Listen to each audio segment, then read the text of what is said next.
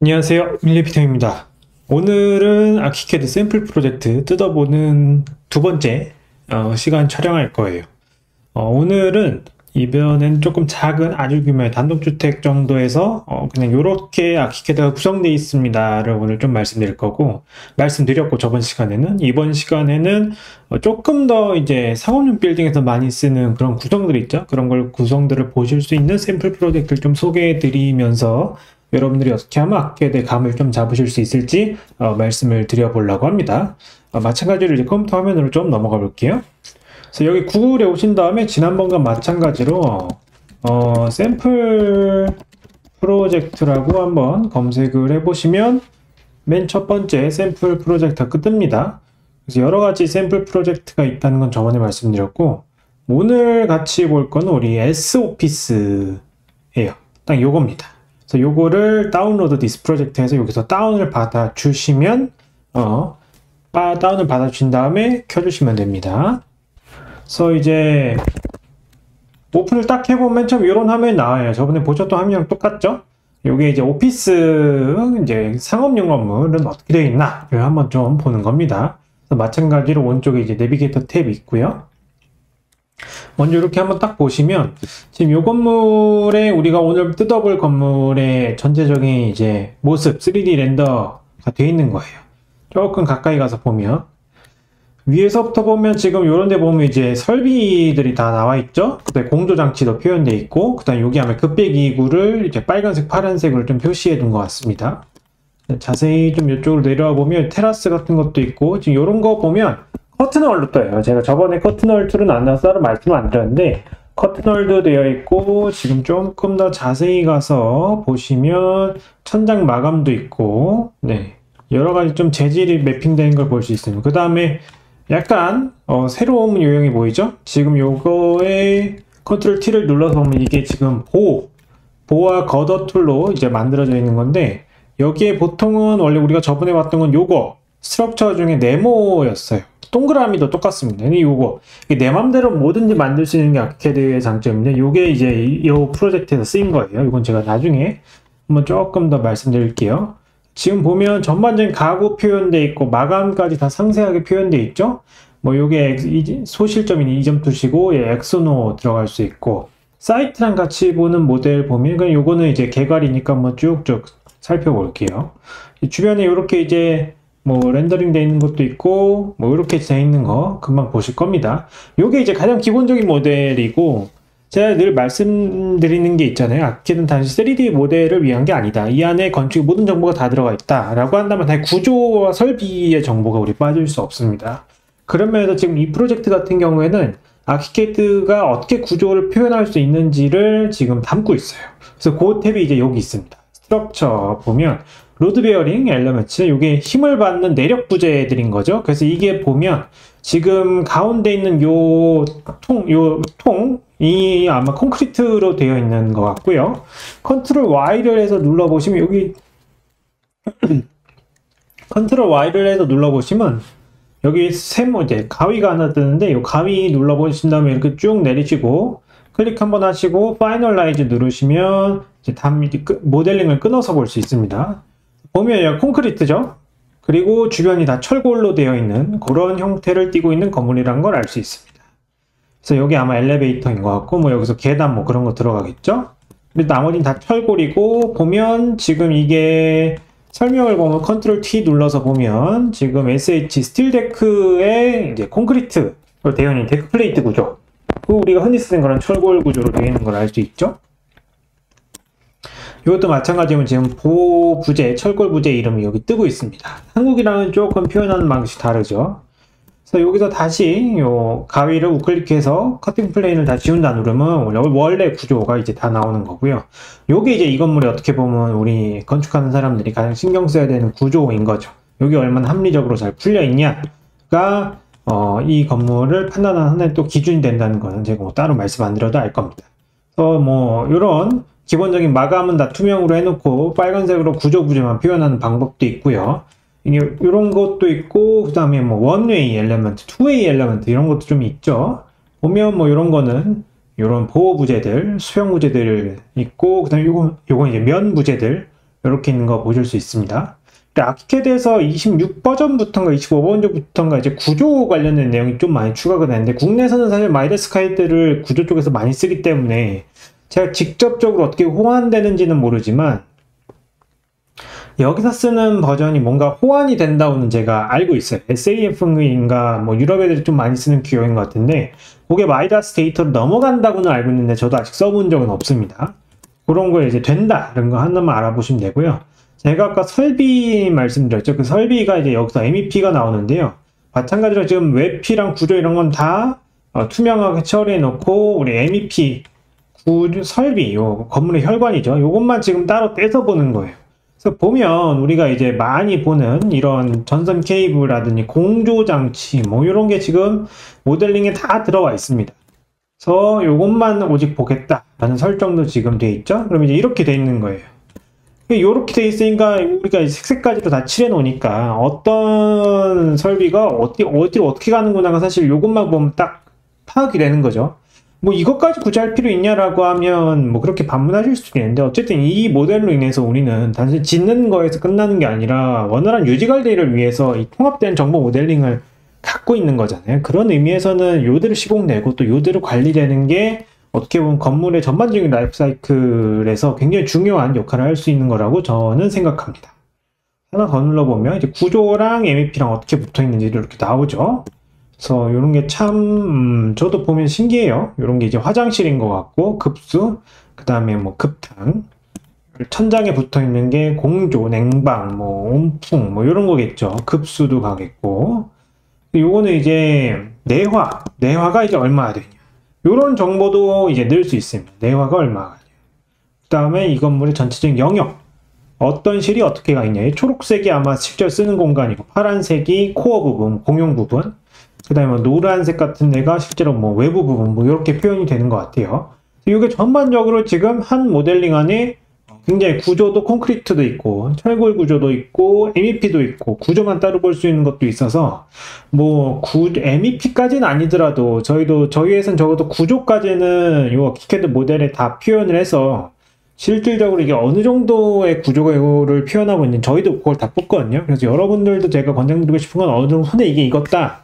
그러면 내력 부재와 비내력 부재를 좀 구분을 해서 구조를 표현하는 것까지 해주시면 그래도 내가 어떻게 좀 합리적인 구조를 짰구나 아니고 내가 좀 무리가 가겠구나가 한눈에 좀 들어오는 게 있습니다. 그리고 요게 있어야 사실 처음에 뭔가 골조를 짜고 그 골조에 대한 검사를 뭔가 할 때는 이 모델이 있는 상태에서 해야지 언제까지 그 2D 도면 펼쳐놓을까 할 거예요. 그런 의미에서 구조까지는 한번 잘 보여주는 게 좋다라고 생각합니다. 그리고 참고로 이제 구조를 보여주기 위해서는 요 밑에 팔레트 제가 한번 설명드렸었죠. 그 중에 제일 중요한 게 요거예요.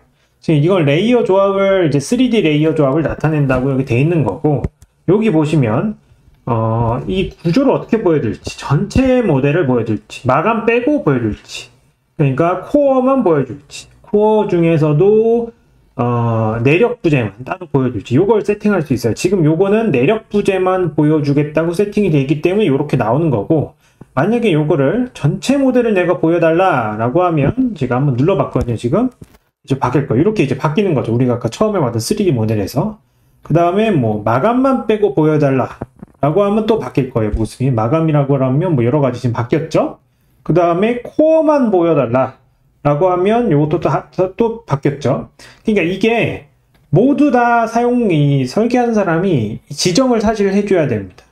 그런 면에서 보면 CAD 하시는 분의 입장에서 뭐 그런 것까지 그냥 지정을 해줘야 되라고 하는데 제가 생각할 땐 그거는 사실 뭐랄까 시공과 설계가 분리되어 있는 입장 그러니까 난 설계만 하겠다라는 입장에서는 그렇게 생각하실 수도 있는데 이건 어쨌든 시공까지 끌고 가는 그 다음에 그 너머 단계까지 고려를 해야 되는 모델 가상세계의 건물을 짓는다라는 마인드이기 때문에 요거를 하실 때의 마음가짐은 저는 개인적으로 내가 물론 건축사로서 이제 설계를 주업으로 하는 사람이지만 이 컴퓨터 화면 안에서 내가 뭔가 벽을 그리거나 뭐 기타 부재를 그릴 때는 시공자의 마음으로 그려야 된다고 저는 생각을 해요. 그래야지만 이게 정확한 모델링 안에서 얼마나 이게 합리적이고 불합리적인 계획인지가 바로바로 지금 눈에 들어올 수 있습니다. 그렇기 때문에 이런 걸 다 입력을 해줘야 되는 거예요. 그리고 이런 거 지금 보면 아이디도 다 먹여져 있죠. SSL 05번 슬라브라고 나와 있고, 그 다음에 3번 슬라브, 이런 기둥도 아마 있을 거예요. 다 이렇게 보면 둘둘둘. 우리 구조사무소에 맡겨서 오면 구조의 일람표가 다 오잖아요. 그런 게 여기도 다 입혀질 수 있습니다. 어쩔 수 없어요. 지금 한국에서는 아키캐드상으로 작업해주는 사무소가 제가 아는 수준에서는 없기 때문에 구조한테 오면 그거 받아서 그냥 하나씩 입력만 하면 됩니다. 그건 정말 단순한 일이기 때문에 사실 이런 거 입력하는데 뭐 반나절도 안 걸려요. 그냥 마음먹고 하면 한 2시간이 끝납니다. 그걸로 인해서 나중에 이제 시공하시는 분이랑 소통할 때 요게 이렇게 됐기 때문에 악을 이렇게 좀 맞추는 게 좋다. 그 다음에 여기가 이렇기 때문에 요게 좀 잘 소화해 줘야 된다. 이게 2D 도면만 바꾸는 뭐 치수 뭐 100 왔다 갔다 200 왔다 갔다 이거 사실 시공하시는 분들이 쉽게 체크하기는 어렵잖아요, 현실적으로. 그거를 사실 뭐 현장 가서 왜 했네 안 했네 말싸움하는 거는 저는 맞지 않다고 보고, 여기서 표현하고 그거에 대해서 따로 내가 주의사항에 기입된 노트를 여기에 표현해서 출판을 해서 전달하는 게 저는 맞다고 봅니다. 조금 이제 사설이 길었고요. 그래서 뭐 이런 거 한번 보면 탑뷰의 사이트를 봤을 때 이제 어떻게 나오겠다가 지금 3D 다큐먼트로 나와 있는 거거든요. 아키캐드에서 가장 강력한 기능 중에 하나라고 제가 말씀드렸죠. 이제 위에서 봤을 때 이런 기능. 여기 단순한 선이 아니게 다 객체입니다. 지금 슬라브 객체 나오고 MEP 객체 다 나오죠. 이걸 단순히 위에서 바라봤을 때 2D로 나오는 겁니다. 여기 평면도로 저기 넘어가서 지금 보면 이렇게 지금 엘리베이터 베이스, 그러니까 뭔가 엘리베이터 피트만 따로 도면을 빼서 한 것 같아요. 시공용 치수들이 이렇게 다 적혀져 있죠. 맨 끝에는 이제 콘크리트 100mm, 그 다음에 뭔가 이제 방수층이 하나 있는 것 같고, 그 다음에 여기 아마 XPS일 거예요. 물이 닿는 부분에는 단열재 쓸 때는 항상 XPS 써야 되는 거 아시죠? 그러니까 요게 보니까 우리나라에선 사실 요렇게 안 하죠. 이게 할 일이 있더라도 단열재가 다 안쪽으로 이렇게 들어가잖아요. 근데 얘는 지금 XPS 압출법 단열재가 외곽에 있잖아요. 그러니까 얘는 이제 이거 보면서 뭘 할 수 있는 거냐, 얘는 외방수구나 라는 데이터를 알 수 있는 거죠. 그러니까 이제 단열재를 지중임에도 불구하고 외벽에 이제 설치를 했겠죠. 훨씬 더 많은 굴토 면적이 이제 따로 있겠죠. 그 데이터도 있나 한번 보시는 게 좋을 것 같고요. 단열재 그래서 155mm, 그 다음에 철콘 엘리베이터 피트 250mm 해서 이게 딱 나온 거예요. 보면 이제 지금 객체가 다 살아있죠. 베이스먼트라고 해서 이렇게 해서 요거에 대한 정보를 보려면 마찬가지로 컨트롤 T 한 다음에 요걸 보시면 되고요. 이렇게 이제 리스트가 나오고 내가 어느 걸 썼다는 거고, 그 다음 여기서 내가 좀 종합적으로 요 벽들에 대한 정보를 보고 싶다. 그러면 여기 이제 헬프, 윈도우는 좀 찾아야 돼요. 근데 맥 쓰시는 분들은 이 헬프 간 다음에 바로 검색하시면 나오거든요. 어트리뷰트라고 검색하시면 다음에 툴바라고 있어요. 윈도우 쓰신 분들은 그냥 이 경로만 기억하시면 돼요. 툴바 누르신 다음에 요게 뜹니다. 요거 팔레트인가 뭐라고 해요, 이거를. 그래서 여기 컴포짓, 복합벽, 요거 딱 누르시면 지금 내가 여기 쓰고 있는 벽의 형태가 다 나와요. 그래서 여기 보시면 내가 만들고 싶은 일반적인 복합벽, 이렇게 레이어 여러 개 있는 벽도 다 여기서 만듭니다.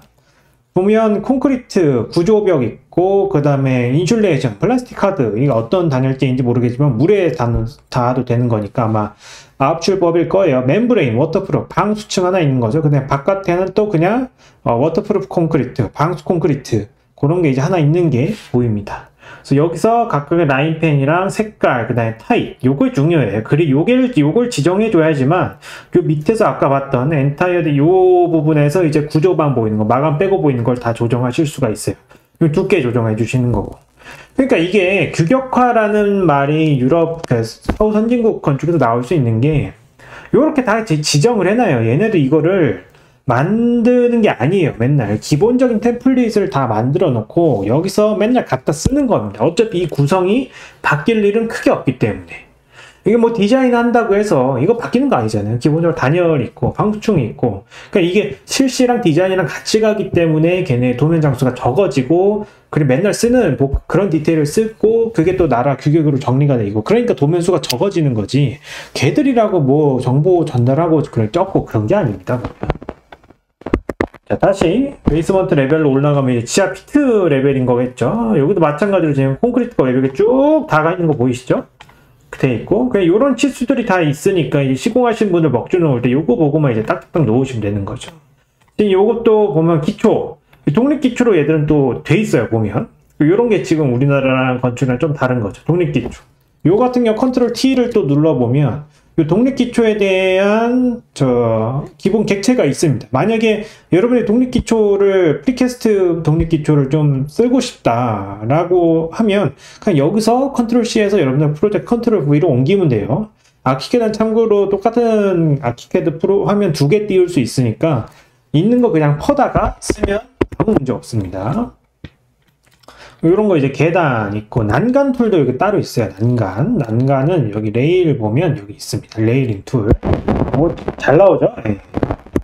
쉽네요. 그리고 이렇게 탭 키 눌러보면 이렇게 왔다 갔다 선택 바뀌죠? 이렇게 보면 존, 영역, 폴리시드 컨크리트라고 해서 21.75제곱미터 딱 나오죠. 그러니까 이런 정보들이 모여서 여기서 이제 물량을 우리가 뽑을 수 있는 겁니다. 그게 이제 정보가 아마 여기도 있을 것 같기는 해요. 보고 이렇게 올라가고 이제 그라운드 플로어 얘네 1층이죠. 이제 커튼홀로 쭉 돼 있잖아요. H빔 있고 이런 걸 그냥 놓는 거예요. H빔 같은 거 하려면 철골 기둥 보면 컬럼 기둥 툴 누른 다음에 지금 우리 기본으로 되면 아마 요게 있을 거예요. 요거 말고 요거 누른 다음에 요 옆으로 오시면 돼요. 참고로 요거 헷갈리실 수도 있는데 요거 위에 뜨신 분들이 요렇게 있을 거예요. 위에 인포박스. 그러면 요 끝에 가서 요거 떼세요. 뗀 다음에 여기다가 가면 이런 화면 나오거든요. 이렇게 붙이면 옆으로 넘어옵니다. 저는 옆에 있는 게 더 편해서 옆으로 쓰고 위에 있는 게 편하시면 위에도 써도 돼요. 다시 돌아와서 요 기둥 툴 누른 다음에 요 옆에 거 요거 누른 다음에 요 옆에 H형광 보면 고를 수가 있어요. 이제 이거는 기둥의 형상을 내가 다 임의로 만들 수 있는 겁니다. 그래서 여기 쓰인 임의 기둥들이 있죠?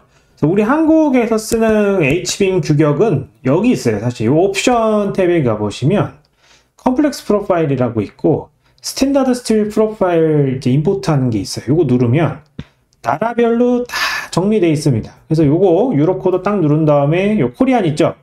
코리안 하면 우리가 맨날 찾던 그 H빔 규격들이 여기 다 이렇게 있어요.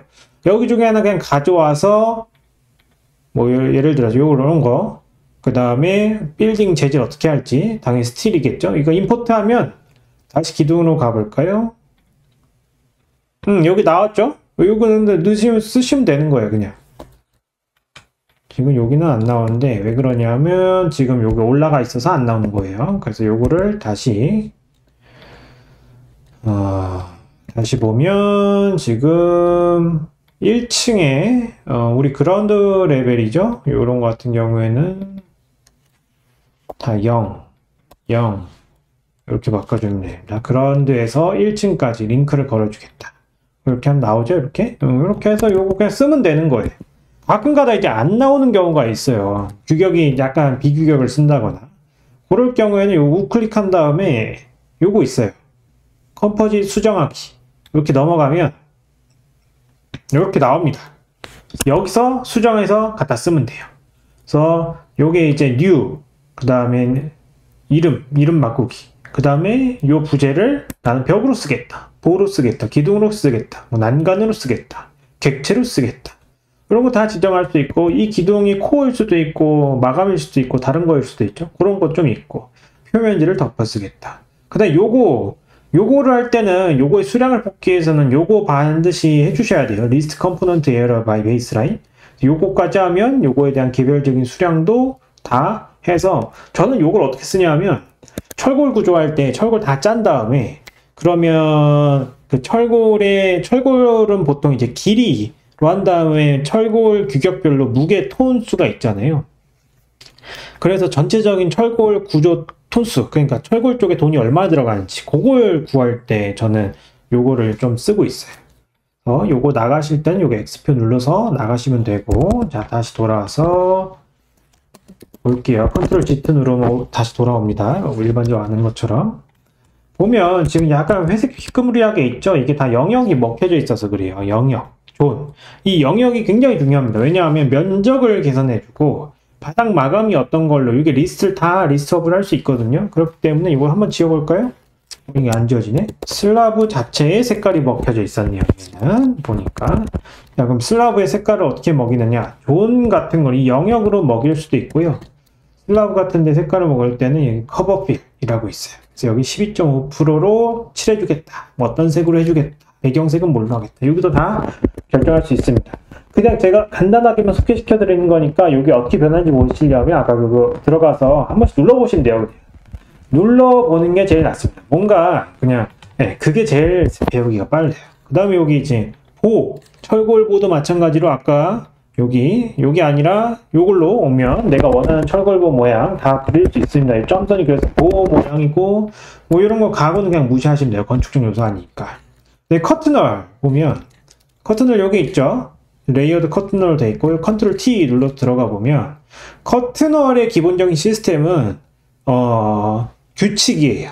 내가 이 커튼월의 패턴을 어떻게 만들 건지 그거를 전체적인 커튼월 계획, 이 스킴 쪽에다 짜줍니다. 그래서 가로랑 세로로 해서 AB, 세로가 AB, 가로가 1, 2, 3, 4 숫자로 해서 내가 이거를 고정된 사이즈로 할 건지 아니면 내가 색깔, 치수는 조정하지만 가장 보기 좋은 걸로 나눠달라고 알아서 할 건지 이런 걸 여기서 조정하고 이런 걸 잘 보셔야 돼요. 기캐드는 파셜 플랜, 딜리트 플랜 뭐 이런 것들, 메인 플랜, 요게 메인 패널, 인슐레이션 패널 뭐 이런 걸로 지정할 수도 있습니다. 보면 그 다음에 시작점을 어디로 볼 건지 이런 것들 이런 거를 다 한 번씩 눌러서 보시면 이건 이렇게 커튼을 이렇게 구성되어 있구나 바로 아실 수 있어요. 지금 얘 같은 경우에는 요렇게 지금 구성을 한 거고 프레임도 보면 지금 코너 프레임은 뭐 치수가 어떻게 된다. 그 다음에 바운더리 이 전체적인 꽉 있는 거 멀리언, 트랜섬 이게 세부 치수를 다 있죠. 그러니까 이게 키캐드가 내가 아는 만큼 그릴 수 있다고 말씀드린 게 트랜섬, 멀리언, 코너 바운더리, 프레임, 그리고 유리의 두께 이거에 대한 표현 방식, 유리가 어떻게 조인트 될지 내가 다 알아야 돼요. 이걸 한국에서 가장 많이 생산되는 유형도 있잖아요. 유럽이랑 물론 다르죠. 그런 거에 대한 유형을 내가 다 알고 있어야지만 이 치수들을 다 조절해 가면서 실제로 인면에 어떻게 나타날지를 내가 조절할 수 있는 겁니다. 그렇기 때문에 제가 이걸 하면서 가장 많이 느낀 건 뭐냐면 제 친구들이 유럽에 교환학생 갔을 때 해줬던 말이야. 걔들은 이렇게 우리가 하는 것처럼 하지 않더라. 굉장히 어떻게 보면 우리 입장에서 그렇게 신경 쓰지 않는 거, 뭐 기초가 어떻게 생겼는지, 커튼월은 뭐가 어떻게 되어 있는지, 이거 어떻게 결구할 건지 뭐 이런 거에 되게 논의를 하더라. 그런 걸로 교수님들이 막 서로 싸우더라. 라고 하는데 그런 관점이 사실 여기 다 들어있다고 저는 봐요. 어쨌든 이것도 유럽에서 만든 소프트웨어니까. 그 다음에 이제 프레임 보고 패널도 여기 어떤 패널 종류에 따라서 내가 단열 패널, 그 다음에 패널 없는 거, 유리 패널 하면 어떤 걸로 표현해줄 건지 여기 다 할 수 있고 정션, 유리 잡아주는 거, 액세서리 뭐 이런 거 다 여기서 조정할 수 있어요.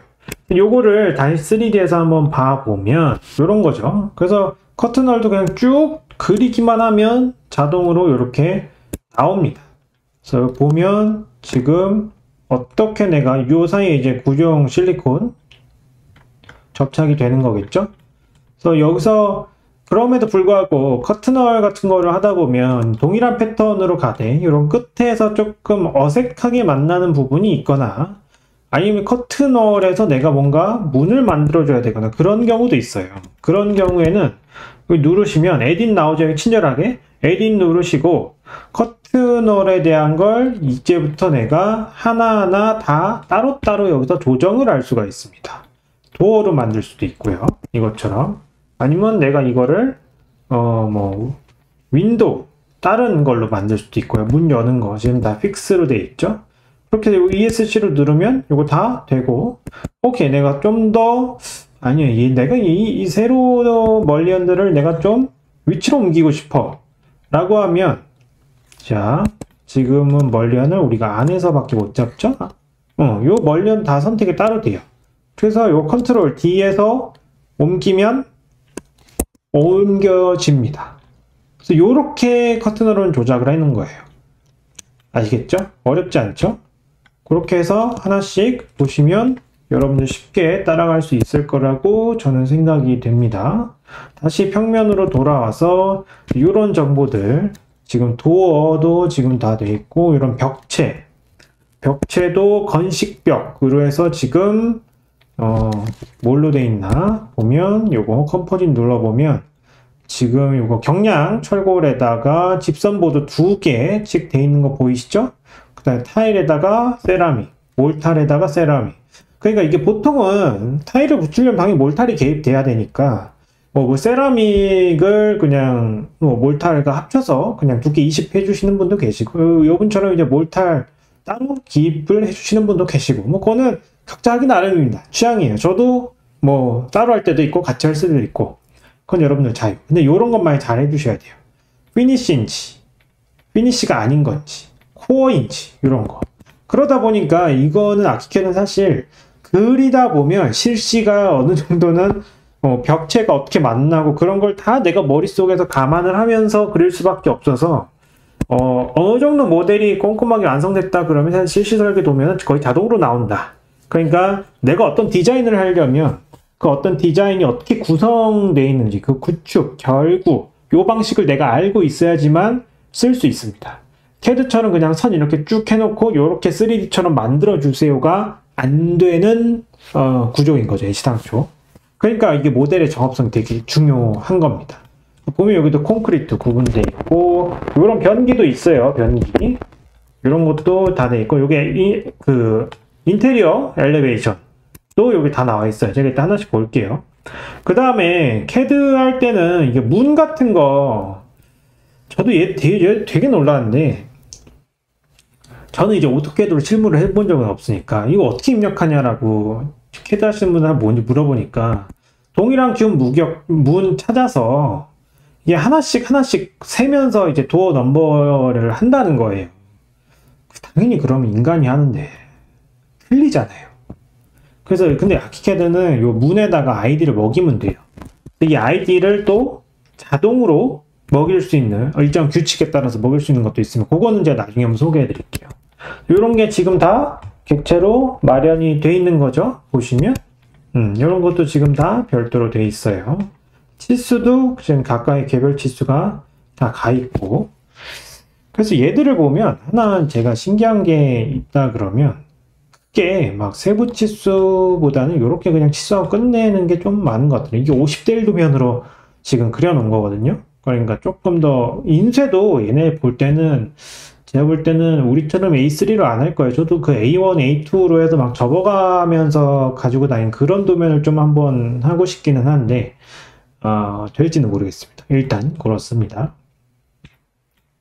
그 다음에 2층으로 이제 1층, 우리한테 2층, 얘네한테 1층으로 올라가 보면 각각의 뭐 회의실 구분되어 있고 뭐 이런 어떻게 되어 있고 뭐 이런 것도 지금 뭐 레일 툴로 인테리어도 충분히 가능하고, 이런 파티션도 뭐 이런 걸로 그리고 뭐 탕비실 다 그냥 내가 표현할 수 있는 치수와 함께 해서 다 그려주면 되는 거예요. 이런 것도 지금 TV 걸려 있으니까 저기 경량철골에다가 파티션 월 해야겠죠? 그럼 내수합판 되고 서커보드 되고 그래야 TV 견디니까 뭐 그런 게 지금 다 그려져 있는 겁니다.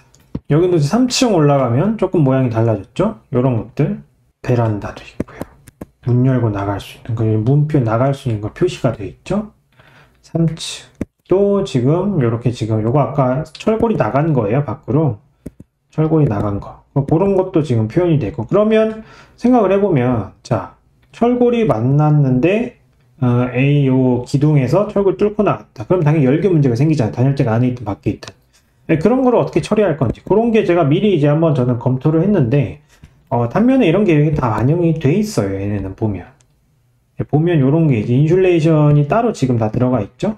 그리고 얘는 또 파라펫이 없는 그런 디테일도 한번 있나 봐요. 어떻게 물 처리를 하는지 모르겠지만 요런 게 지금 다 눌러보시면 지금 H빔에다가 요게 하나로 별도로 나가 있는 뭔가가 있다. 여기 제 H빔 나간 게 요런 걸로 S쉐입으로 한번 감싸져 있는 게 나오는 거죠. 그래서 여러분들이 이제 나중에 현장에서 상의할 거, 요런 거 이제 어떻게 결구할 건지, 그런 거를 이제 시공자랑 같이 얘기하는 거죠. 그렇게 보면. 지금 아까 지하에서 봤던 그런 외방수, 또 지금 250에다가 플라스틱 하드, 멤브레인. 요게 보시면 라벨이잖아요. 라벨. 스킨리스트 라벨을 쓴 거예요. 보면 라벨이 여기 있어요. 라벨. 요거 누르시면 돼요. 그 다음에 요게 아까 지금 스킨리스트 요게 라벨 타입으로 떴잖아요. 보면 스킵 리스트. 요걸 라벨을 T를 누르면 요거 스킵 리스트가 있어요. 뭐 라벨이 다른 건 대부분 많아요. 요거는 이제 샘플 파일인가 적은 거고 이러면 나와요. 이렇게 그럼 요거를 갖다가 쓰면 되는 거예요. 내가 좀 뭐 다르게 하고 싶다. 그럼 이렇게 해도 되고. 그러니까 이거를 잘 하면 진짜 내가 원하는 점만 쏙쏙 뽑아서 이제 정말 이제 3D 상에서 모든 걸 할 수 있고 2D 상에서 표현되는 거는 그냥 3D 상에서 표현된 거를 설명해 주는 정도라고 보시는 게 맞아요. 그래서 구조 도우면도 살짝 다르게 그려야 되는데 대표적인 게 뭐 슬라그 백은더 뭐 이런 걸 조금 전 다르게 그릴 필요가 있다고 봅니다.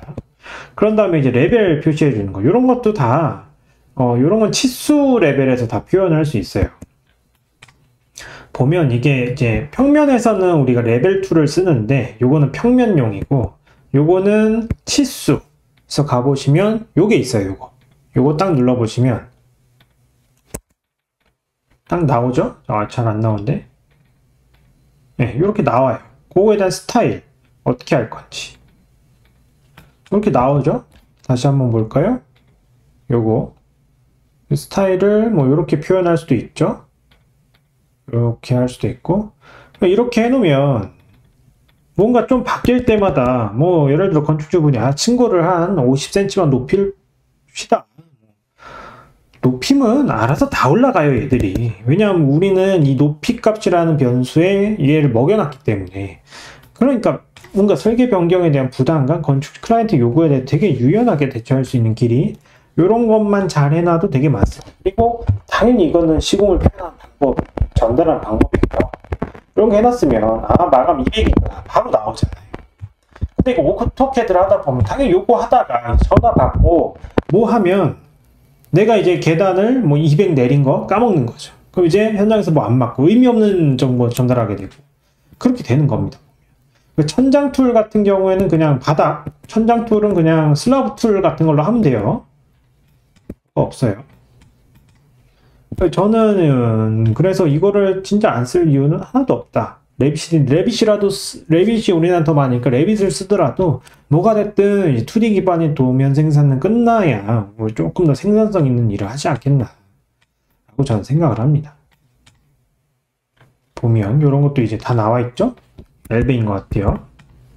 쭉쭉쭉 달라붙으면 여기 레벨 몇이고 그러니까 여기 GL에서 한 거니까 이런 거 보면 좋죠. 요것도 되게 재밌어요. 지금 요게 컨트롤 T 한번 눌러볼게요. 요거 그러면 지금 프로젝트 제로에서 온다 이런 거 있잖아요. 해수면 높이 EL로도 할 수 있어요. 이건 GL 기준이고 프로젝트 제로가 EL 한번 바꿔볼까요? 네 나와 있죠 다?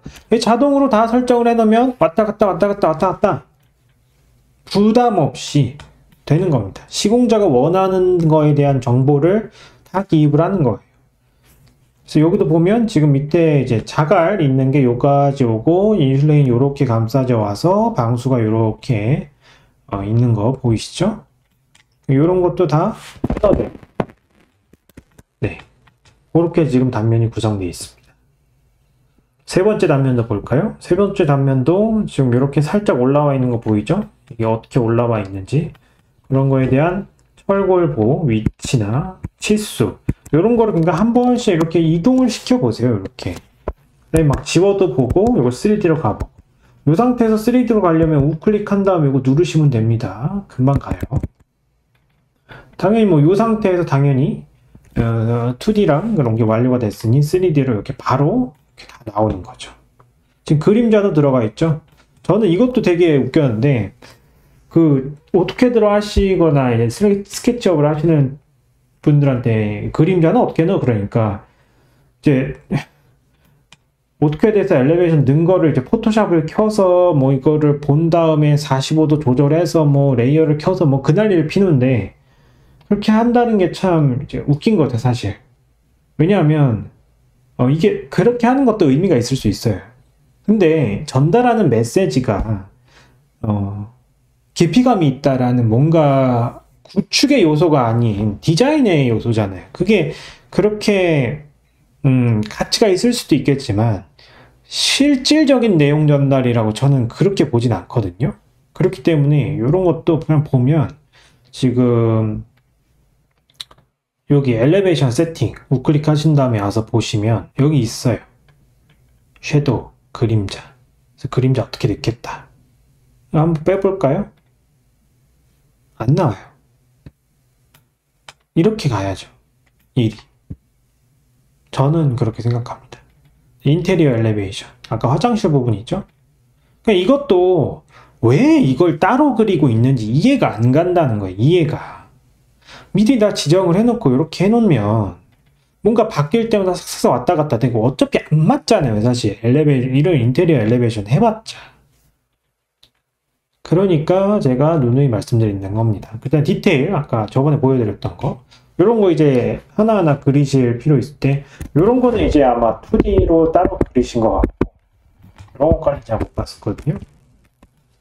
이렇게 올라간 거 보이시죠? 원래 데크 플레이트 위에 콘크리트 이게 두께가 한 이렇게 100 정도 똑같네요. 한국이랑 XPS로 이렇게 다 감아놔. 여기 XPS라고 써있네요. 서머니슈의 보드 요 위에 구배가 살짝 있겠죠.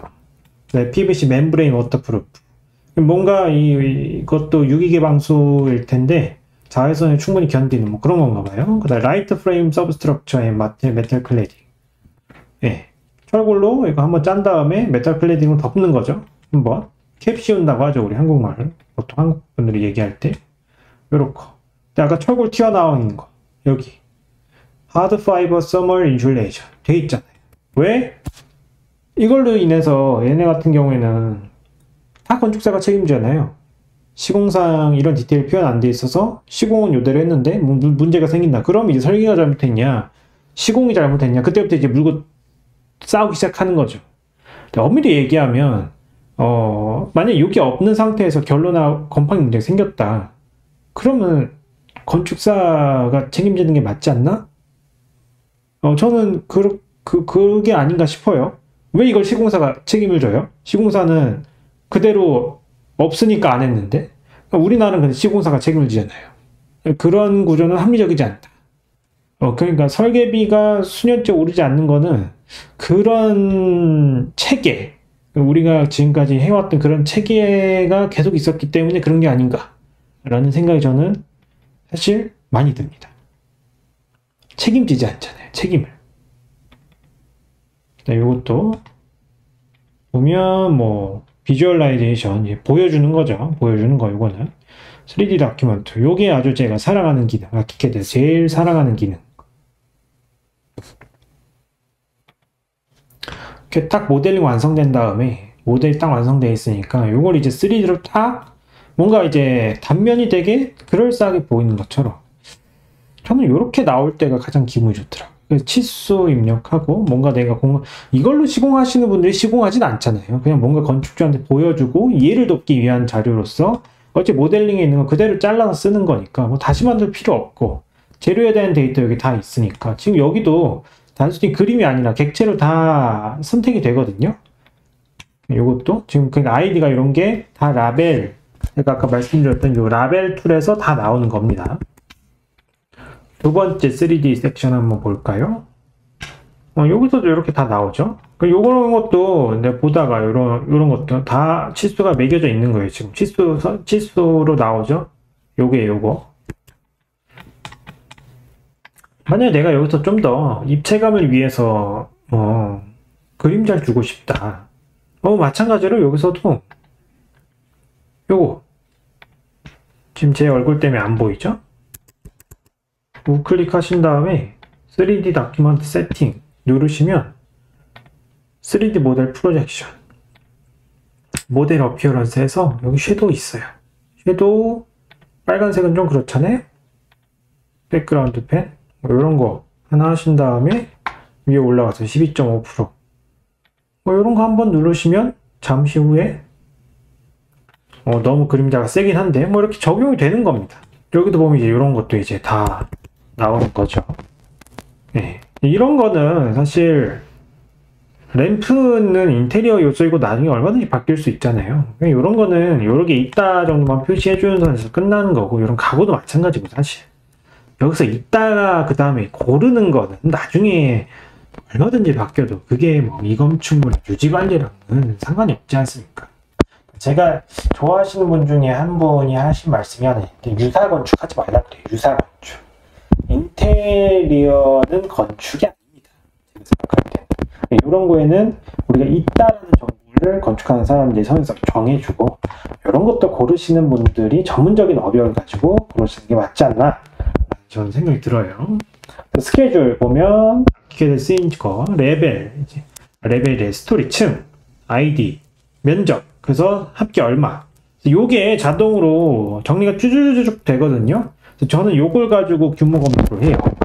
면적 어디까지 맞추는지.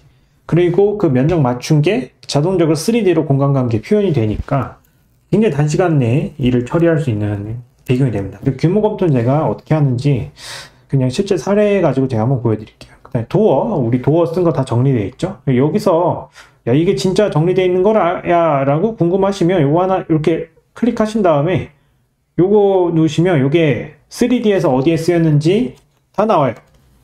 요게 지금 아까 D1의 문이 쓰인 겁니다. 요게 객체를 입력해 놨으니까 지금 3D 도어 스케줄이 이렇게 다 나오는 거예요. 이 2D로도 일치돼 있고 3D로 일치돼 있고, 저는 가장 또 이제 어이가 없었던 게 CAD 하시는 분들 옆에서 보면서 그냥 업무 효율성이 안 나오니까 안타까운 거예요. 옆에서 보고 있는 입장에서 보면 이거 치수 하나 다 입력하고 있더라고요. 자, 이거 누르면 다 나옵니다. 이거 누르면 다 나와요. 디멘션 세팅에서 유닛 사이즈, 홀 사이즈 다 나옵니다. 그래서 이게 좀 바뀌었네, 세팅이. 이거 어떻게 하면 될 것 같고, 요것도 네. 다 나옵니다. 뭔가 좀 바뀌었네요. 설정이 바뀌어있네요. 아까 거랑 다 나와 있어요. 인테리어, 그러니까 좋은 유형과 바닥 마감, 그 다음에 측정 면적, 요런 거.